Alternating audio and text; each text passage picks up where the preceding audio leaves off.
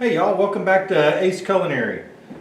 This week we're going to make Carne Guisada. This was Cinco de Mayo and Taco Tuesday in the same week, so I was thinking Mexican food might be really good. Making two recipes this week. The Carne Guisada it's just a beef stew, and most of you have had stew. This is just a Mexican stew, is all it is. It's nice and simple. Going to utilize a slow cooking technique, and we're going to reinforce the skills we learned last week with making some rice. So let's get started this week. You will need some kind of a saute pan that's got a nice lid on it because we're gonna braise this stew as we go along. All right. So getting started, let's use our meat and see how we're going to do this. Now, I don't know what size piece of beef that Ms. Work brought for you, but I've got a 1.5 pound piece of eye round roast here, and that'll be fine. I'm going to cut this up into large chunks. Let's see, your recipe says for 1-inch cubes. I actually like mine a little bit bigger and then like to break them up later, so I'm going to make mine probably 1.5 inches. You do what makes you happy. Alright, so what I'm going to do, if you can see here in the video, I'm just going to slice my roast across, make some slabs out of it. Alright, and if you look at these slabs, just cube them up into reasonably large pieces. You don't want to cut these too small because this is gonna shrink up a little bit as you cook it. And you know, if you cut the pieces too small right now, it'll pretty much disintegrate in your pot because this is going to cook for a while. So you need to be at least 1-1.5 inches in size. You can see from the video what size pieces we got going on here. Alright.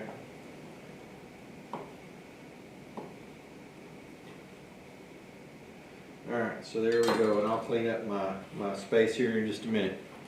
Alright. Alright, the discussions we're having is how to know if your pan's hot. There's a little water in there and we got it hot really quickly, so I know it's fairly warm. We're wanting to saute this, well, we're wanting to brown the beef, and so your recipe calls for about 1 tablespoon of canola oil. You don't want to drown your pan in oil, but you want enough oil in the pan, if you can see, to cover the bottom a bit. And you want this to be hot before you put the meat in it. Alright? Got a little bit of moisture there, you can see it's popping up, and I don't know if it comes across in the video, but there's a little bit of shimmer going on. So then lay a piece in there. I can hear it sizzling, so it's pretty warm. So last week I fussed at you about making sure you didn't get things too hot. For this part, I want you to go ahead, it doesn't have to be all the way on high, mine's almost to high. I want to get this meat in here, and I want it to sear. While I'm putting the meat in there, we can be talking about this. I don't know what kind of pan you have at home. If you've got a lot of people want to use a non-stick pan, because you'll notice this in a minute as it cooks. You're going to say, hey, Mr. Strickland, why didn't you use a non-stick pan? Because that's sticking. You watch, it is acting a little bit stuck right now, and it is. But if I let this sit here for just a minute and let a crust build on the bottom, it will release where I can turn it over and brown the other side. We're trying to get this caramelized. There's something called a Maillard reaction that goes on.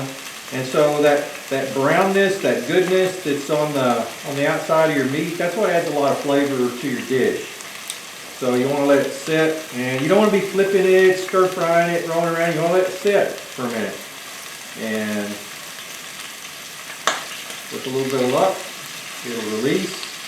Oh yeah. And don't worry about it if you've got some little pieces that stick to the bottom. That's called, it's got a fancy culinary term for that. It's called fond. And that is going to turn into flavor as we go along in your dish here in a little while. Alright, so there we go. See how that's browning up nicely?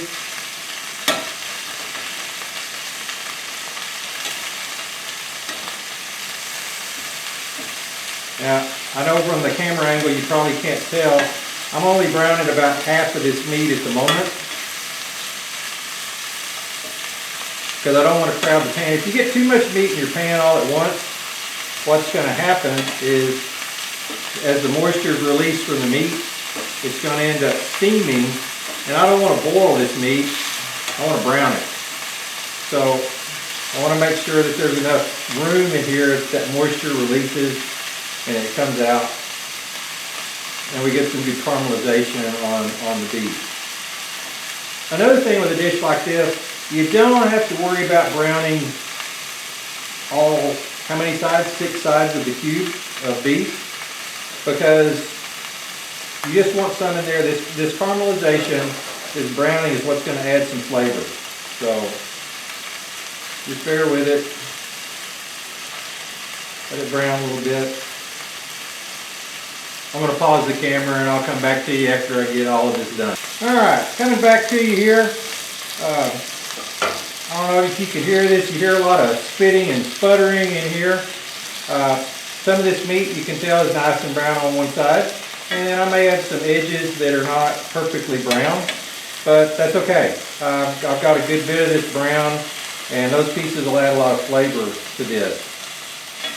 I don't have the vegetables ready just yet. I wanted to show you a couple of things in stages. For one part, I wanted you to see this in the skillet. Now that looks like an awful mess. You go, oh, Mr. Oh, geez, burn supper. That's awful. That's the fond that's in there, and I'm sliding it off the heat for a minute because I don't want it to burn. But when we add the vegetables, when we add the liquid later, that's going to release that flavor that's in the bottom, and that's going to add a lot to the dish. Alright, now we're back. One thing I want you to know for sure, I have washed this cutting board thoroughly and dried it and cleaned my knife, because cross-contamination is not something to mess with, people. Temperature abuse and bacterial contamination of your surfaces is something that you need to pay attention to, even when you're at home. Alright, I've got some things to cut up here. It says we need an onion and we need some garlic. And last week we went over how to cut up an onion, so I'm not going to talk to you too much about doing that. I'm just going to show you how to do it one more time.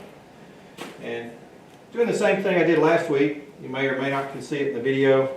I've got my little trash bag off to the side so that I can keep things clean as I move along here. When you don't have somebody to clean up after you and you have to clean up your own mess, pretty soon you start thinking about how to not make a mess while you're cooking. Because we talked about that last week. The last thing I want to do is eat a good, scrumptious, healthy dinner and then have to get up and face dirty dishes. Alright, so this week, how do we want to cut up our onion? A little differently than we did last week. Last week we diced it.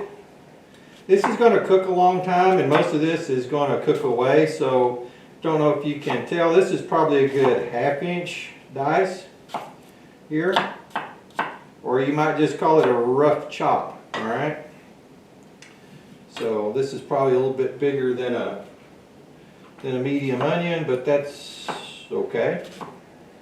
If you want all of it, put it all in there. I like onions, so I'm going to. If it looks like too much, I'm put it all in there.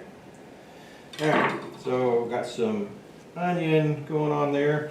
I'm going to turn the fire back on my over here. Now when we go back to this is a good time to go back kind of over a medium heat. We were trying to really sear that beef off, but these onions, we just want to sweat them. So my pan's still a little bit warm from a minute ago, because it hadn't been that long since we cooked the meat. Probably can't hear it, but it's simmering very gently there already. Not simmering, just you can hear it sizzling just a little bit. All right, so while that gets started, let me show you how to peel an onion. Garlic, whatever this thing is. So it calls for 3 cloves of garlic. All right, y'all. This is another one of those places. This is your meal, so you cook this however you want to. Those don't look too good. Put as much or as little garlic in this as you'd like to put into it. All right, but how do you peel this? Here's a handy way to peel garlic. Makes it nice and simple. Take a paring knife and that little bit of a root end, you need to cut it off. All right, careful, no blood. Be careful if you're doing what I'm doing, cutting toward yourself. If you cut your thumb, don't come crying to me about it. Be careful. You could always cut it on the cutting board like this if you're not too sure about your knife skills.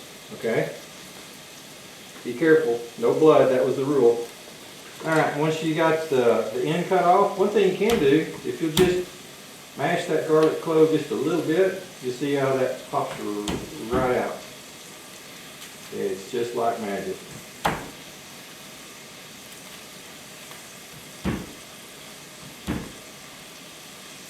Alright, the onion's still going over here. That looked a little rotten. I'm going to throw it away. Alright, and I want this a little bit coarse in there, so I'm going to smash that a little bit. Get my frustrations out.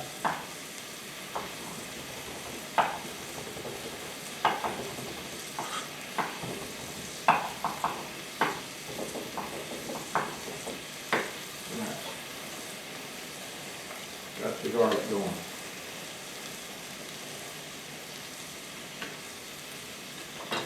Alright, so now let me put the camera over here so you can see what's going on in the pot.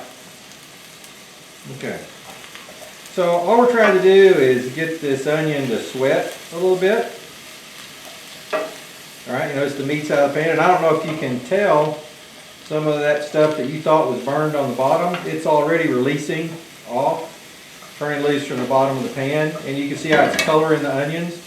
That's not browning from the cooking, that's some of that brown goodness from the meat itself. Alright?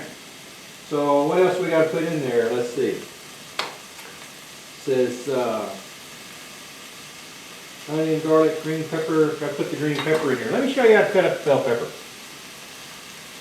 Alright, that's something everybody ought to know. I see all kinds of crazy stuff. An easy way, if you got a large knife, cut the top off, cut the bottom off. That middle piece will jump right out of there. Alright? Now you got the seeds in the middle.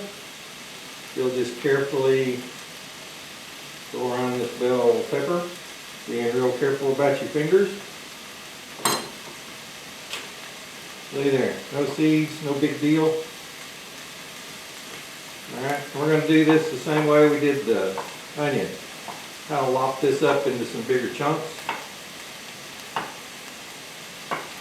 By the time this dish is done, the onions and the bell pepper and the garlic, they're going to pretty much cook down into a sauce.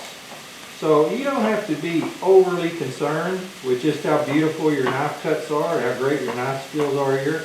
You just want to get this cut up a little bit. Alright?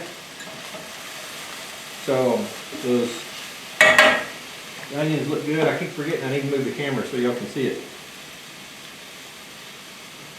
Alright, see how these onions are looking? See how that fond is turning loose in the bottom of the pan? This is all great. It's doing just what I want it to do. So now I'm going to put the bell pepper in there.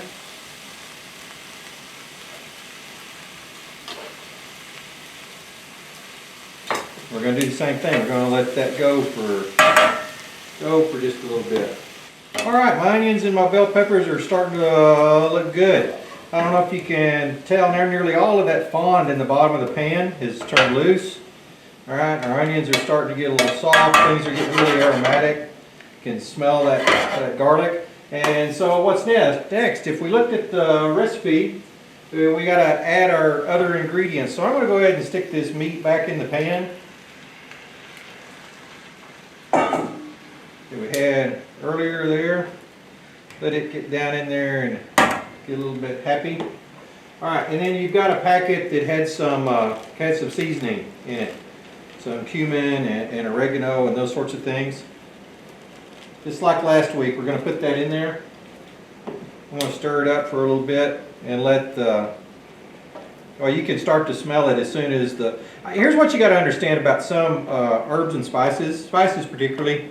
Some release their flavors in oil and some release their flavors in liquid. So some of these things, it doesn't hurt to go ahead and put it in there before you put the liquid in, because then the oil in the pan helps release those flavors that we're all looking for. Alright, what are some things we need? It's time for some salt and pepper. Now that's about 1.5 pounds of meat. And I always figure about a teaspoon of salt to a pound of meat. So that's a carefully measured 1 1/4 teaspoons of salt right there. Alright, pepper's one of those things you add as much as you like. I like a good bit of pepper, so there's a good solid teaspoon of pepper. I didn't consult the recipe on that because I could put in there what I want. Alright, so what are the other things it says to put in? We got to put a jalapeno in there. So maybe I'll show you cutting up this jalapeno. Okay. Alright, you hear a lot of things about what makes a jalapeno hot. And is it the seeds? Is it the veins? Well, yeah.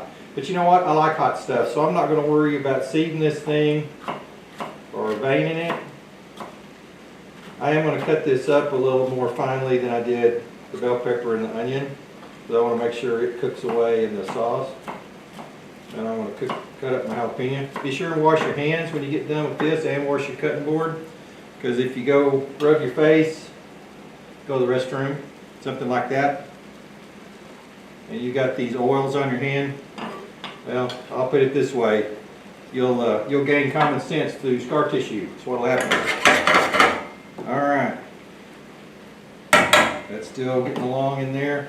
What else does the recipe tell us to put in there? It tells us to put these tomatoes in, doesn't it? All right. So how do you core a tomato? A couple of ways. You can work on your knife skills. You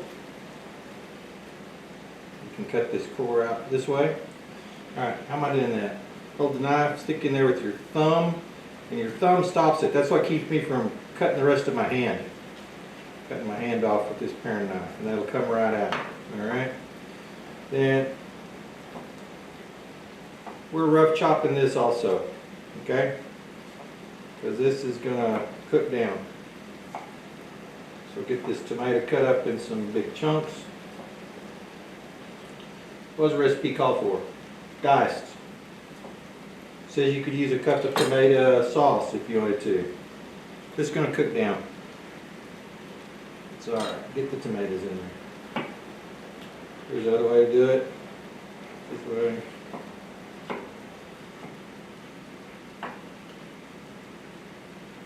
We talked about knife skills last week. Don't worry about how fast or how slow you are with the knife.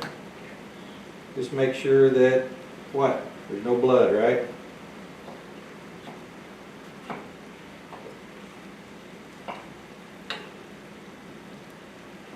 Alright, got the tomatoes in there. Salt and pepper. Got our Mexican seasoning. So what else does it call for? It calls for a little chicken broth. Here's the idea at this point. Get back where y'all can see. We're going to braise this, and let me talk to you. This is an important part of your lesson for what you're going to learn this week. This meat is not particularly tender, this cut of meat that we got. That's not because Ms. Work's cheap. It's not because we're trying to give you all lousy cuts of meat. Sometimes these cheaper cuts of meat, they're full of connective tissue. And this connective tissue is called collagen. Well, this collagen is a strand of material that if you cook it nice and slow, over low heat, it'll slowly turn into gelatin. And gelatin is delicious. It breaks down and makes your food really tender.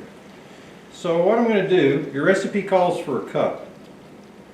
But I'm going to add just enough moisture to this pan to go about halfway up the sides of my meat. Alright? And then I want to do a couple of things. I'm going to turn the heat up on this. That didn't take me just a second in this pan because it was already warm. I want to make sure that we get up to a boil. And that's for food safety purposes. Alright? This boiled almost immediately. But now it's like the rice. What I want to do with this is put the lid on it, and y'all, just like the rice, turn this down really low, alright? We want to braise it, and so I want this to be at a simmer, and a simmer is somewhere around 180 to 190 degrees in the pot. It's below boiling. So and it's okay to lift the lid this week. It's not like the rice. When you look at it, if you lift the lid and it's boiling, bubbling really hard, then you're cooking it too hard. All right. You want to turn the heat down, just where it's nice and low. And we're going to walk off and leave this for. I'm going to clean up my station. We're going to walk away from this for an hour, hour and a half. This is going to take a while. All right. We just want to let this cook. Those vegetables will break down. The collagen that's in that meat is going to break down. It's going to turn into gelatin, which is going to help thicken our sauce. It's going to make the meat tender and fall apart. It's going to smell good. The kitchen's going to smell delicious. And so there you go. All right, I was thinking about this. Excuse me. Since this is a teaching class, I went and got a digital thermometer that I keep in my room.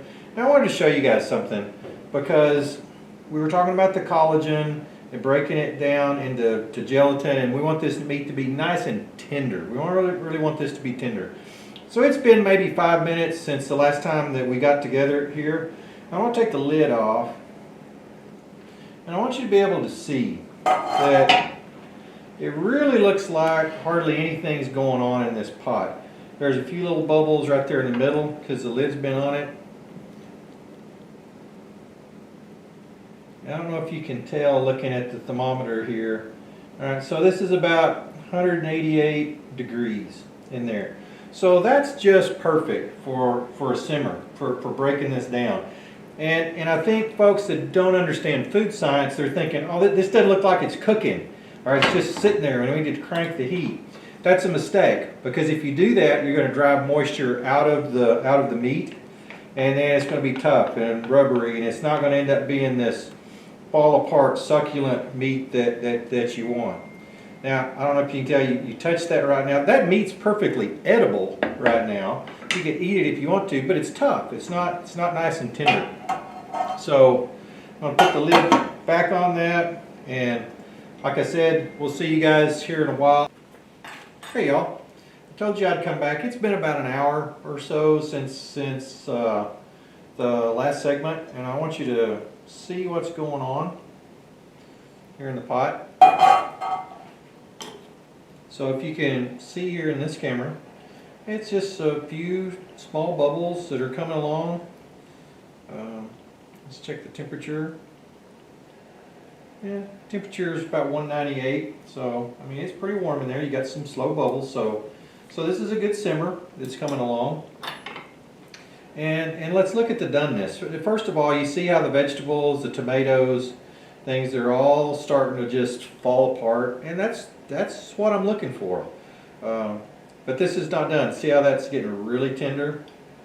It's perfectly edible now, but we're not where we want to be yet. So I was going to pull this piece of meat up here where you could look at it a little bit, and when I press on it, it's not tender yet. See, I mean, I can push on it with my fork, but it's not falling apart. So what do we do? Did we mess up? Nope. You just gotta let it go. And if you're hungry, it's perfectly edible. So if you want to put this over some rice and eat it, you just go right ahead. It'll be fine. But it's not going to be tender and succulent and fall apart the way you'd like for it to. So the answer to that is keep the heat down on low. I'm going to show you. My golly, right here. Oh, if it can focus. That's on low. All right. So I've got the stove turned as low as it'll go, and it's still cooking just fine. And I'm going to let this go at least another 30 minutes. And I'm not going to start the rice yet. I'm going to let this get tender, and we'll eat eventually. All right, y'all, it's time to cook the rice. I'm going to keep this sweet because y'all know how to do the rice. What did we learn last week? 1 cup of rice, 2 cups of liquid, teaspoon of salt, teaspoon to a tablespoon of butter. That's what we learned, right? So that's what we're going to do this week. Okay, y'all, it's been 20 minutes. Let's take a look at the rice and see how it's looking.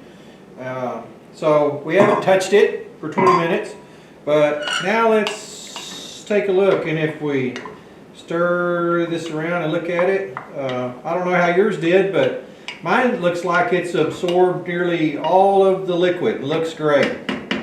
So what I'm going to do is put the lid back on it, and I want to turn the heat off. I'm going to slide it to a cooler spot on the stove. And actually, while we got this going, let me just slide the meal back over here so you can take a look at it. I took the lid off of this just a couple of minutes ago because I wanted to check it. And I want you to see the consistency that mine's turned into. So it's thickened up pretty nicely. Most of the vegetables that you have in here have just almost disappeared. I mean, you can still see the bell pepper, but you know, the onion and tomato, they just look like they've just pretty much turned into a sauce. All right. So I can show you how mine came out. So there's a piece of this meat from in there, and now you can tell how much more tender it is than it was earlier. It's really fallen apart nicely. If you haven't cooked your meal yet, here's what I would suggest. You got to just cook this really slowly until it gets tender. All right, and the recipe says an hour and a half, but mine took 2 hours. You know what? Depending on what kind of piece of meat that you have, it may be done in an hour, may be done in 90 minutes. It might take 2 hours, it might take 3 for this to get done. So what I would suggest is, if you're home, start early. Cook this earlier in the day, maybe after lunch. Maybe cook it the day before. So anyway, hope you learned something new. We practiced our rice skills. You got a new kind of rice to look at. This is Carne Guisada, Mexican stew. Hope you enjoy it. You can put it over the rice. You know, if you got some tortillas at the house, that's pretty good too. So we'll talk to you next week. Leave a message if you want to about what you'd like to cook, and if not, I'll come up with another recipe, and I'll see you next week.